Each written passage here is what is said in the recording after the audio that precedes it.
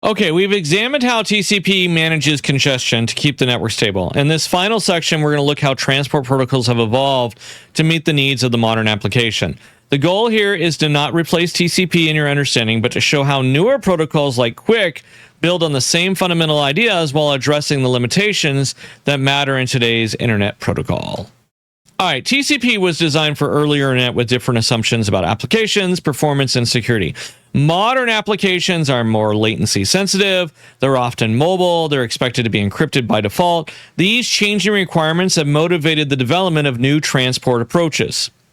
TCP can suffer from head-of-line blocking, where a single lost packet delays all subsequent data. Additionally, the changes in TCP require the operating system updates, and network middle boxes can interfere with the protocol evolution, and making innovation very, very difficult as we move forward. So QUIC was developed to address these challenges. It runs on UDP and implements transport functionality in the user space rather than on the operating system. This allows the QUIC to evolve more quickly and adapt to modern application needs. HTTP3 uses QUIC as an underlying transport layer protocol. By avoiding the TCP head-of-line blocking and reducing the connection setup time, we can utilize HTTP3 to improve our performance, especially on lossy or high latency networks where encryption is built in from the start.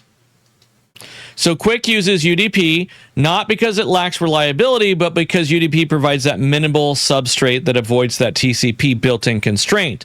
This allows QUIC to implement its own reliability, congestion control, and security mechanisms while remaining compatible with existing network infrastructure.